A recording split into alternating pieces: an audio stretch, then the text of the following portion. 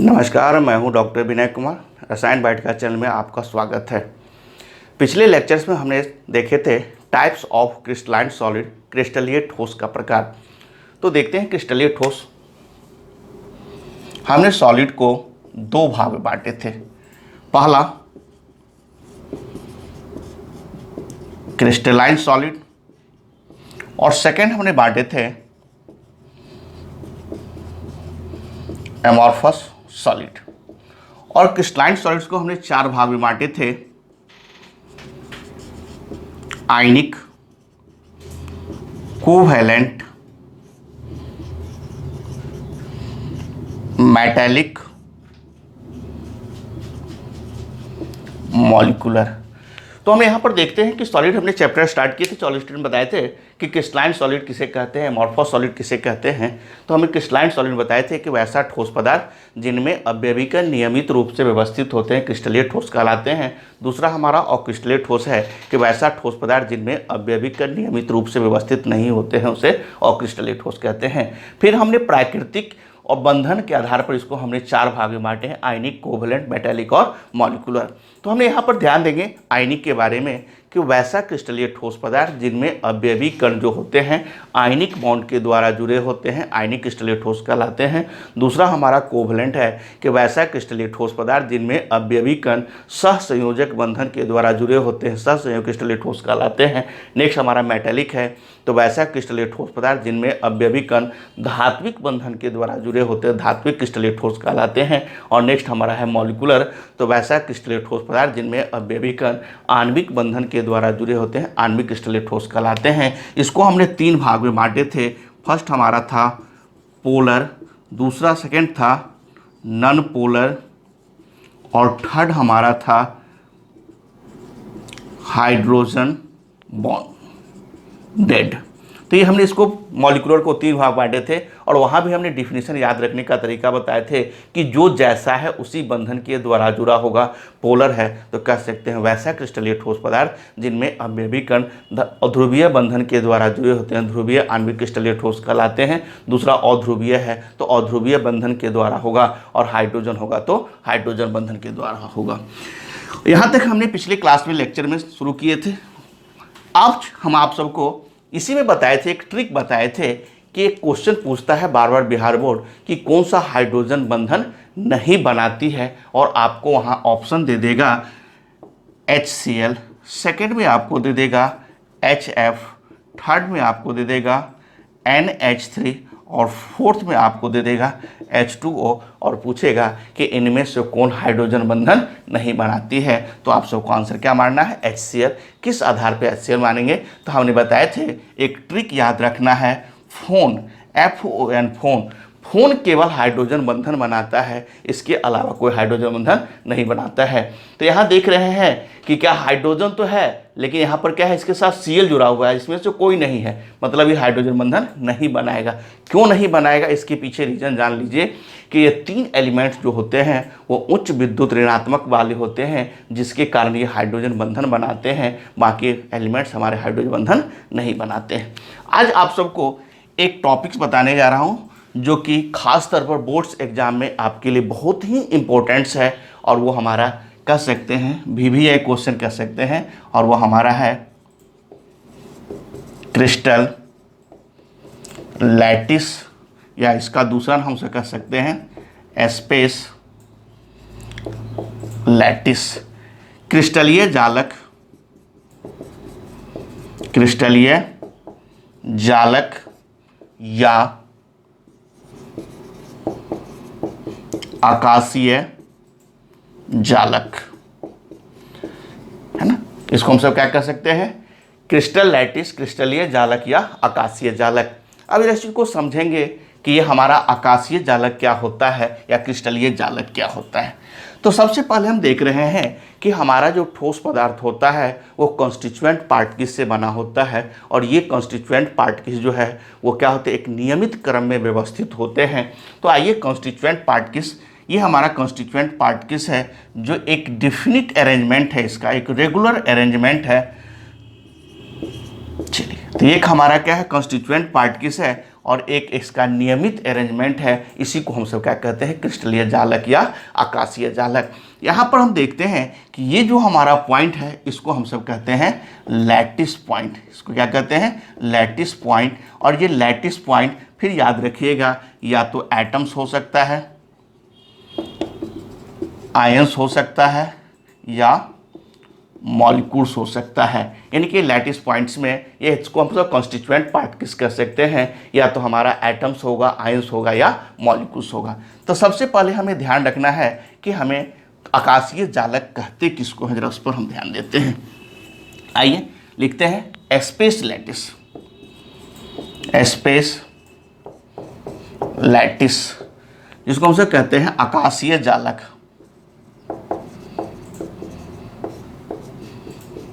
आकाशीय जालक, चलिए जरा इस पर देखेंगे। आकाशीय जालक कह सकते हैं द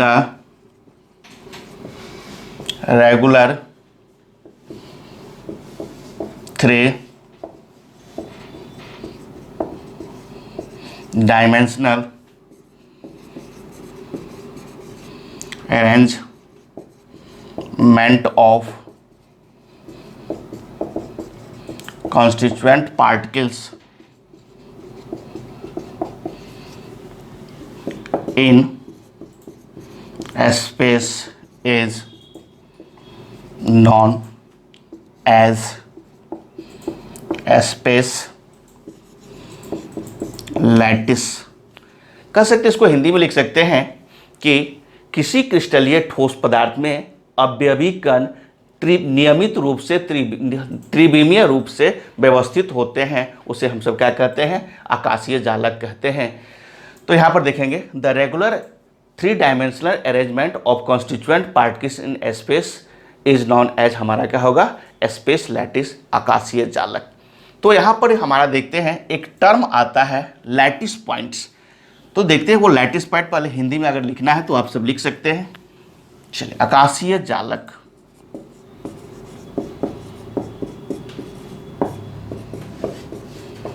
जालक लिखेंगे किसे क्रिस्टलीय ठोस पदार्थ में अवयवी कण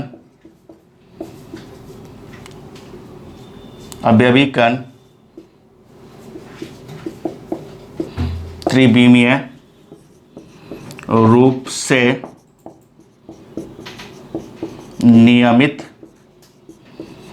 क्रम में व्यवस्थित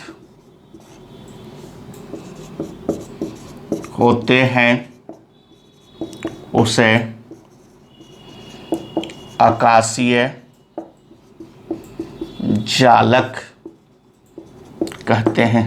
तो हमने इससे पहले कहते आए थे कि किसी क्रिस्टलीय ठोस पदार्थ में अवयवी कण त्रिविमीय रूप से नियमित क्रम में व्यवस्थित होते हैं, उसे हम सब क्या कहते हैं, आकाशीय जालक कहते हैं। तो हमने इससे पहले समझाए थे आप सबको। अब आते हैं यहाँ पर एक टर्म आता है और वो टर्म हमारा है लैटिस पॉइंट। आखिर लैटिस पॉइंट क्या होता है?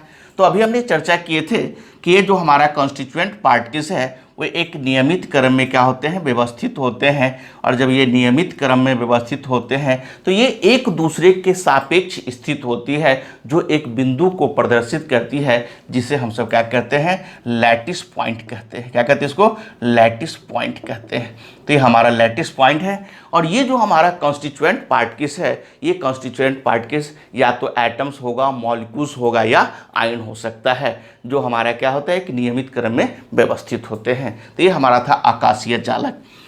अगला टॉपिक हम सब चलते हैं यूनिट सेल के बारे में। आखिर यूनिट सेल क्या होता है?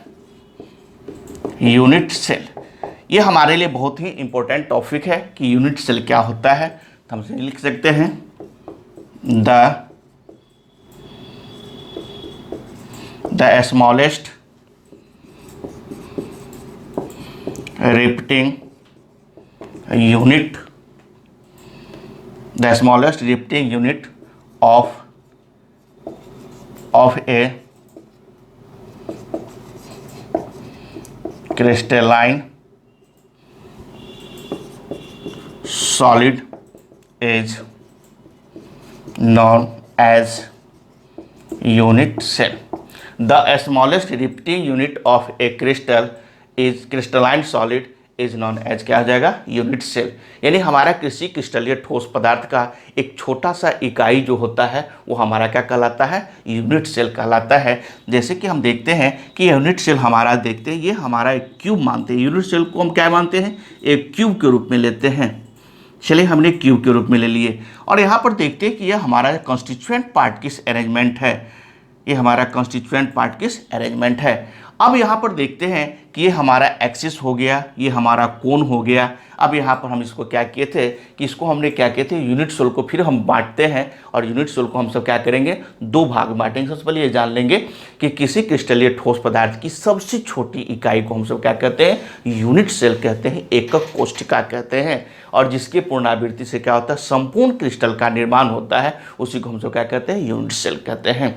अगर आपको हिंदी में लिखना है तो हिंदी में लिख सकते हैं कि किसी क्रिस्टलीय ठोस पदार्थ की सबसे छोटी इकाई को हम सब क्या कहते हैं, एकक कोशिका कहते हैं, जिसके पुनरावृत्ति से संपूर्ण क्रिस्टल का निर्माण होता है। चलिए अब हम आते हैं types of unit cell, unit cell के प्रकार। तो लिख लेंगे हम सब types of unit cell. Unit cell के प्रकार, तो यूनिट सेल को हमने दो भाग में बांटे हैं। First of all primitive unit cell और दूसरा हमने बांटे हैं सेंटर्ड यूनिट सेल। तो चलिए पहला हम सब है प्रिमिटिव यूनिट सेल, इसको हम सब सिंपल यूनिट सेल भी कहते हैं। और सेकंड हम सब आते हैं वो हमारा है सेंटर यूनिट सेल। तो ये हमारा था, फर्स्ट था कि प्रिमिटिव यूनिट सेल और सेकंड हमारा क्या है, सेंटर्ड यूनिट सेल है। तो यहाँ पर प्रिमिटिव यानी कि एकदम सिंपल होगा, साधारण होगा। तो अभी हमने देखे थे यूनिट सेल को एक क्यूब माने थे, घन माने थे और देखे थे कि कॉन्स्टिट्यूएंट पार्ट किस हमारा प्रेजेंट था उस पर। तो हम सब आते हैं, पहला यूनिट सेल है। तो हम सब देखते हैं कि इसमें प्रिमिटिव यूनिट सेल के बारे में कि प्रिमिटिव यूनिट सेल क्या होता है। चलिए फर्स्ट हम सब आते हैं प्रिमिटिव यूनिट सेल। तो प्रिमिटिव यूनिट सेल, इसको हम दूसरा नाम सिंपल यूनिट सेल कह सकते हैं और लिख सकते हैं the constituent particles present at the corners of unit cell is known as primitive unit cell। यानी किसी क्रिस्टलीय ठोस पदार्थ में देखते हैं कि ये जो हमारा कॉन्स्टिट्यूएंट पार्ट के से एकक कोशिका है, ये एकक कोशिका क्या है, यानी कह सकते हैं कि एकक कोशिका के प्रत्येक कोने पर केवल कोने पर ही अवयवी कण पाए जाएंगे, उसी को हम सब क्या कहेंगे, प्रिमिटिव यूनिट सेल कहेंगे, या इसको हम सब साधारण एकक कोशिका कहेंगे। तो देखते हैं यहाँ पर हिंदी में अगर आपको लिखना है तो लिख सकते हैं, एकक कोशिका के प्रत्येक कोने पर एक एक अवयवी कण पाई जाती है, उसे आद्य एकक कोशिका या साधारण एकक कोशिका कहते हैं। चलिए ना होगा तो हम लिख देते हैं आप सबको। चलिए, आद्य एकक कोशिका, और लिख सकते हैं एकक कोशिका के प्रत्येक कोने पर एक एक अवयवी कण पाए जाते हैं, उसे आद्य एकक कोशिका कहते हैं। चलिए यहाँ पर each constituent part is present at the corners, यानी कह सकते हैं कि हमारा एकक कोशिका के प्रत्येक कोने पर एक एक अवयवी कण पाए जाएंगे, उसी को हम सब क्या कहेंगे, आद्य एकक कोशिका कहेंगे। तो हमने अभी चर्चा किए हैं, क्या क्या चर्चा किए, 1 सेकंड फिर से देख लेंगे। हमने फर्स्ट ऑफ चालू पर चर्चा किए थे आकाशीय जालक का, हमने बताए थे आकाशीय जालक क्या कहते हैं और यूनिट सेल क्या कहलाते हैं। तो हमने आकाशीय जालक बताए थे कि किसी क्रिस्टलीय ठोस पदार्थ में अवयवी कण त्रिविमीय रूप से नियमित क्रम में व्यवस्थित होते हैं, उसे हम सब क्या कहते हैं, आकाशीय जालक कहते हैं या क्रिस्टलीय जालक कहते हैं। वहाँ पे एक टर्म्स आया था हमारा लैटिस पॉइंट, तो हमने लैटिस पॉइंट की चर्चा किए थे कि किसी क्रिस्टलीय ठोस पदार्थ में अवयवी कण नियमित रूप से व्यवस्थित होते हैं जो एक दूसरे के सापेक्ष स्थित होती है, जो एक बिंदु को प्रदर्शित करती है, जिसे हम सब जालक बिंदु कहते हैं, लैटिस पॉइंट कहते हैं। अब आते हैं तो उसके बाद हमने चर्चा किए थे यूनिट सेल का, तो हमने बताए थे कि किसी क्रिस्टलीय ठोस पदार्थ की सबसे छोटी इकाई को हम सब क्या कहते हैं, एकक कोशिका कहते हैं।